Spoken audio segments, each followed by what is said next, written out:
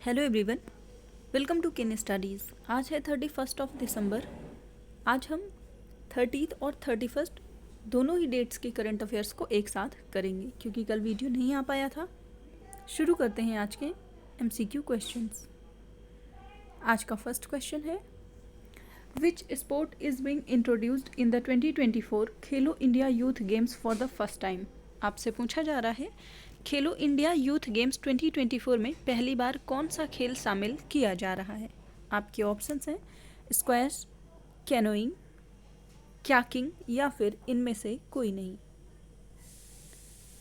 और इस क्वेश्चन में आपका करेक्ट ऑप्शन हो जाएगा ऑप्शन ए। पहली बार जिस गेम को खेलो इंडिया यूथ गेम्स में शामिल किया जा रहा है 2024 में, वो है स्क्वैश। आप यहाँ देख सकते हैं, The 6th Khelo India youth games will be held from 19th to 31st जनवरी 2024 इन तमिलनाडु।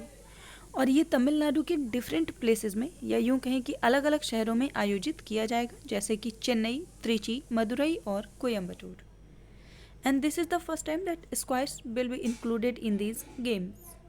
आप ध्यान रखेंगे, खेलो इंडिया यूथ गेम्स का ये 6th एडिशन है। बढ़ते हैं नेक्स्ट क्वेश्चन की ओर। वीर बाल दिवस is observed on 26th December every year to commemorate the martyrdom of 4 sons of which Sikh Guru। आपसे पूछा जा रहा है,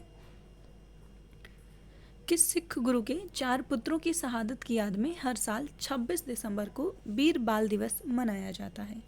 आपके ऑप्शंस हैं गुरु तेग बहादुर, गुरु रामदास, गुरु गोविंद सिंह या फिर गुरु अर्जन देव। आपको बताना है कि कौन से सिख गुरु हैं जिनके पुत्रों की याद में वीर बाल दिवस 26 दिसंबर को मनाया जाता है।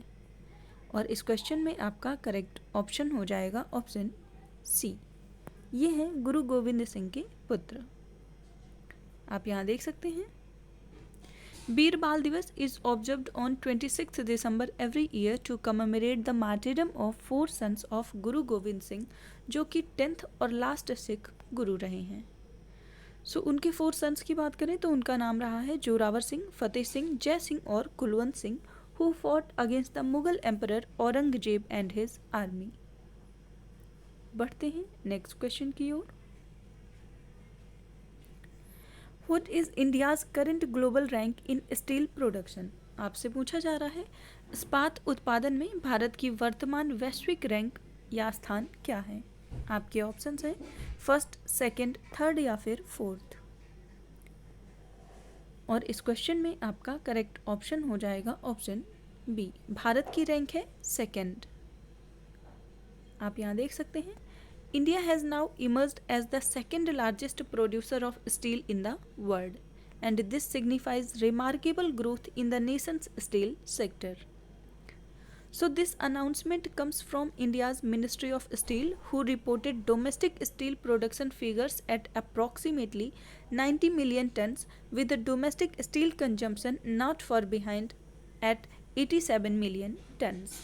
तो आप ध्यान रखेंगे, वर्तमान समय में भारत जो है वो विश्व का सेकेंड लार्जेस्ट प्रोड्यूसर है स्टील का। बढ़ते हैं नेक्स्ट क्वेश्चन की ओर। In which place is India's first submarine tourism facility is set to be introduced?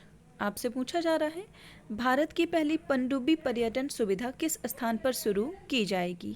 आपके ऑप्शंस हैं मुंबई महाराष्ट्र, पोर्ट ब्लेयर अंडमान एंड निकोबार आइलैंड्स, एलेपी केरला या फिर द्वारका गुजरात। आपको बताना है कि भारत की पहली पनडुब्बी पर्यटन सुविधा का जो शुरुआत है वो किस स्थान पर किया जाएगा।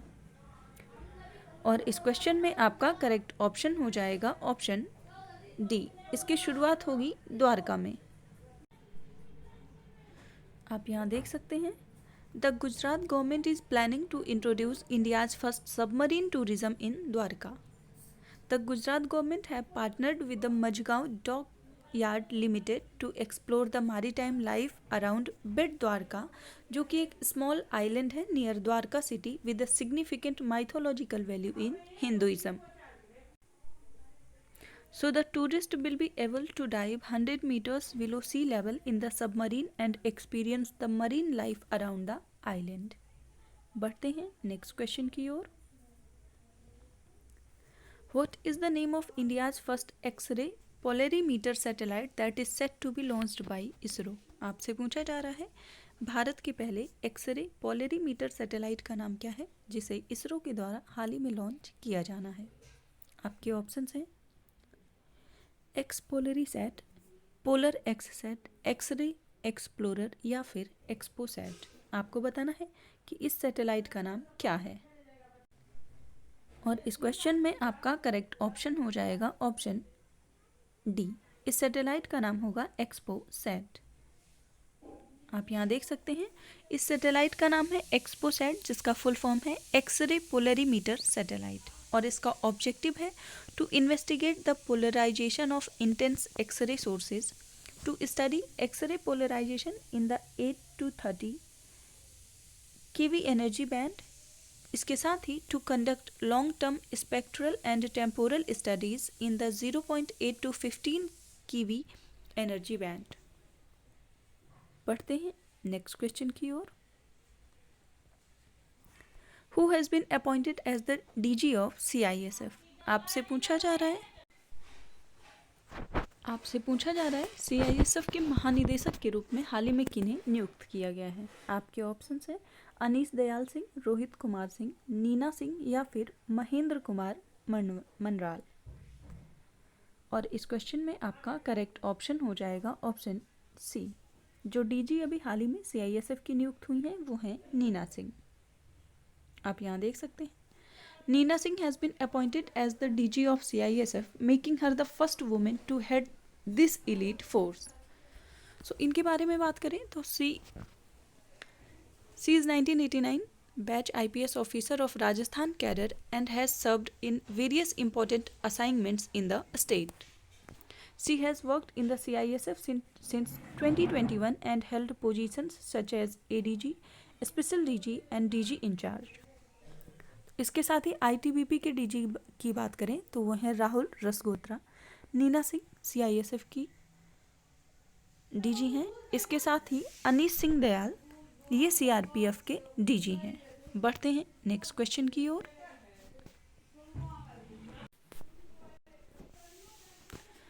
Who presented the best brands of the 2023 award to Kohinoor group? आपसे पूछा जा रहा है कोहिनूर ग्रुप को 2023 के सर्वश्रेष्ठ ब्रांड का पुरस्कार किसने दिया है. आपके ऑप्शंस हैं mister Sameer Desai, mister R Gopal Krishnan, mister Krishna Kumar Goyal या फिर मिस्टर प्रशांत गोपीनाथ. आपको बताना है कि जो सर्वश्रेष्ठ ब्रांड का पुरस्कार है वो प्रदान किसने किया है और दिया गया है कोहिनूर ग्रुप को. और इस क्वेश्चन में आपका करेक्ट ऑप्शन हो जाएगा ऑप्शन बी. ये दिया है मिस्टर आर गोपाल कृष्णन ने. हम यहाँ देख सकते हैं mister R Gopal Krishnan the independent director and non executive chairman of Castrol India presented the best brands of 2023 award to Kohinoor Groups at a function in Mumbai. So the award was accepted on the behalf of Kohinoor Groups by Mr. Sameer Desai, Director of Marketing, Mr. Prashant Gopinath, Director of Commercial BU, and the Raghu Iyer, Director of Residential BU. बढ़ते हैं next question की ओर. What is the name of the app that Central Armed Police Force will switch to for all official communication and documents sharing? आपसे पूछा जा रहा है उस app का नाम बताइए जिस पर केंद्रीय सशस्त्र पुलिस बल सभी आधिकारिक संचार और दस्तावेज साझाकरण के लिए स्विच करेगा. आपके ऑप्शंस हैं सिग्नल, संदेश, सूचना या फिर पैगाम. आपको उस ऑफिशियल जो ऐप है उसका नाम बताना है. और इस क्वेश्चन में आपका करेक्ट ऑप्शन हो जाएगा ऑप्शन बी. उस ऐप का नाम है संदेश. यहाँ देख सकते हैं the central armed police forces are set to shift their official communication and document sharing to a new platform and this change is aimed at improving the security of data and communication.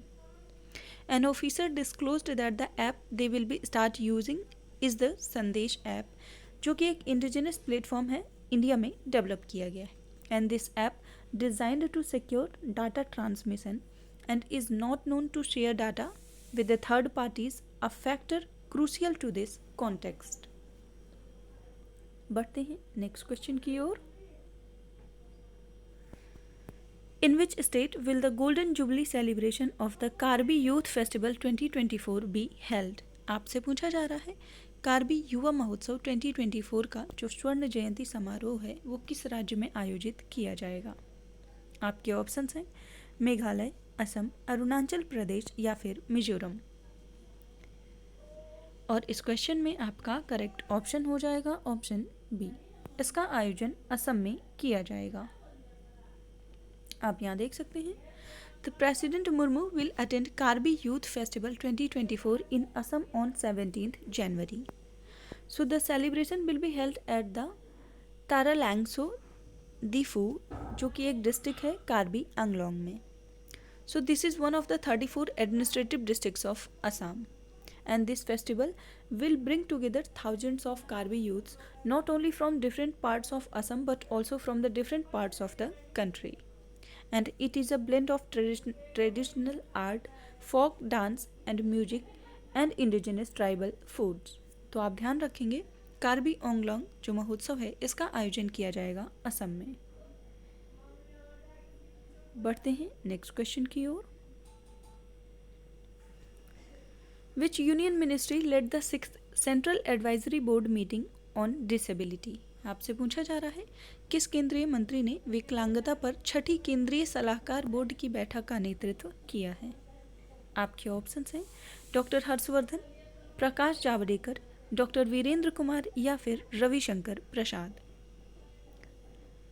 और इस question में आपका correct option हो जाएगा option C. ये किया है doctor Virendra Kumar ने.